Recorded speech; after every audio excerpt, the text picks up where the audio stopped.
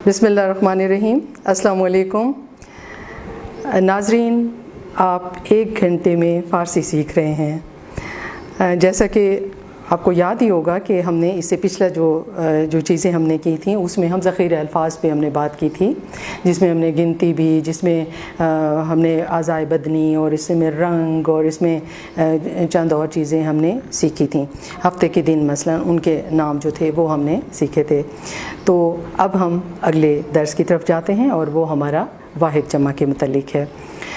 फ़ारसी में वाहिद जमा बहुत आसान है, इसको बनाने का कायदा बहुत आसान है अरबी के मुकाबले में। अरबी के जो तरीका है उसमें वो थोड़ा सा मुश्किल हो जाता है, उसके बारे में मैं थोड़ा सा बताऊंगी, इसलिए कि फ़ारसी में अरबी के बहुत सारे अल्फाज इस्तेमाल होते हैं।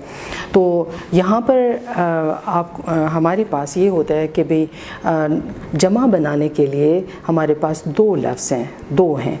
एक हमारे पास है हा, जैसे आप कहते हैं मसलन मीज़ हा, इसके साथ हम हा लगाएंगे। इसी तरह से आपके पास अलिफ नून आपके पास है, तो वो अगर आप मर्द या ज़ान कहते हैं, मर्द यानी मर्द और ज़ान से मुराद औरत है, और उसके बाद आप अलिफ नून लगाते हैं, मसलन आप कहते हैं ज़नान, आप कहते हैं मर्दान।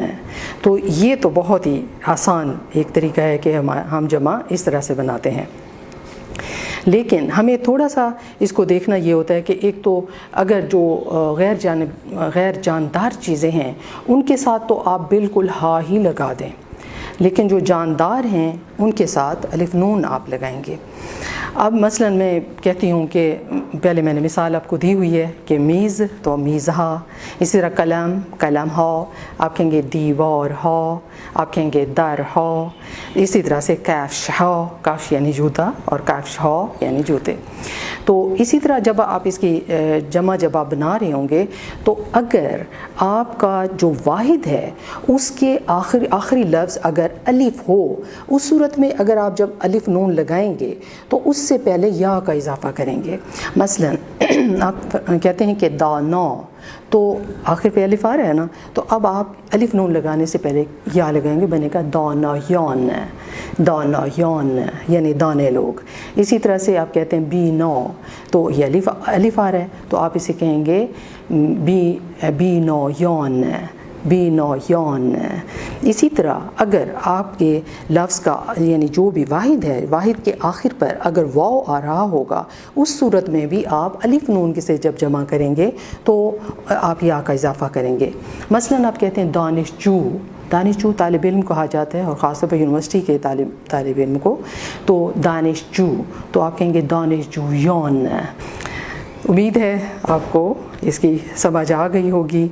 तो हम अब आगे बढ़ते हैं, मुज़क्कर मुअन्नस को भी हम देख लेते हैं। मुज़क्कर मुअन्नस भी फ़ारसी में बड़े आसान है और बड़े मज़े के कहना चाहिए कि आप जस्ट बाज़ का तो ये करते हैं ना कि आप नर लगाते जाते हैं, ख़ास तौर पे जो ये जानवर होते हैं इनके साथ नर लगा देते हैं, मादा लगा देते हैं, ये बड़ा इजी हो जाता है।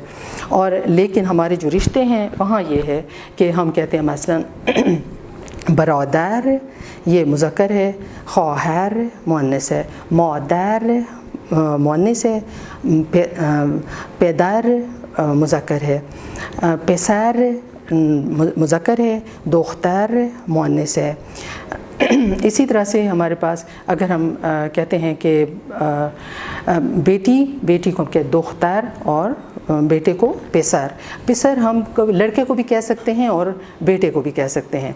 इसी तरह से अगर हम देखते हैं दादा दादी जो होते हैं तो मादर बुज़ुर्ग, पेदर बुज़ुर्ग। इसी तरह आप नवासे पोती, उन्हें आप कहते हैं नौवे। तो इसी तरह से आप आगे देखते हैं कि जैसे मतलब जानवरों की मैं बात करूं तो हम कहते हैं, या परिंदों की बात करूं तो हम तोता कहते हैं ना फ़ारसी में, उर्दू में, तो फ़ारसी में से कहते हैं तूती। इसी तरह मुर्गी जो होती है हम उर्दू में मुर्गी कहते हैं, फ़ारसी वाले से मुर्ग कहते हैं। इसी तरह से यानी फ़ारसी में, मतलब आप और मैं भी फ़ारसी वाले हैं ना भाई, तो हम इसे मुर्ग कहेंगे। इसी तरह से अगर यानी भेड़ है तो उसे मीश कहते हैं, बकरी है तो उसे बुज़ بوز کہتے ہیں، اور آپ نے سنا ہوگا کہ بوز دل بھی ہوتا ہے، یعنی اسی سے کہ بکری والے دل والے نہیں، کمزور دل والا. تو خیر یہ بوز ہے تو اس سے ہوگا نار بوز یا بوز نار، آگے پیچھے لگانے سے بھی کوئی اتنا خاص فرق نہیں پڑتا. تو امید ہے کہ آپ کو مذکر مؤنث سمجھ آ گئے ہوں گے. تو اب ہم جب اسے دیکھتے ہیں کہ اس وقت ہم نے کیا دیکھا کہ کس چیز کے بارے میں پڑھا ہے، تو وہ واحد جمع اور مذکر مؤنث ہیں. اس میں نے آپ کو واحد جمع بنانے کے 2-3 طریقے بتائے ہیں. ایک تو یہ ہے کہ ہم ہا لگاتے ہیں، ہم الف نون لگاتے ہیں، اور خاص طور پہ بے جانوں کے ساتھ تو ہم ہا ہی لگاتے ہیں، اور جانداروں کے ساتھ زیادہ تر الف نون ہوتا ہے. اور پھر مختلف لفظوں کے ساتھ کس طرح سے ہم اسے بدلتے ہیں، اس کی شکلیں بدلتے ہیں، وہ بھی اس کے بارے میں آپ نے پڑھا. اور پھر آپ نے مذکر مؤنث کے بارے میں تھوڑی سی معلومات لی ہیں. تو انشاءاللہ آج یہیں تک. انشاءاللہ نیکسٹ ہم پڑھیں گے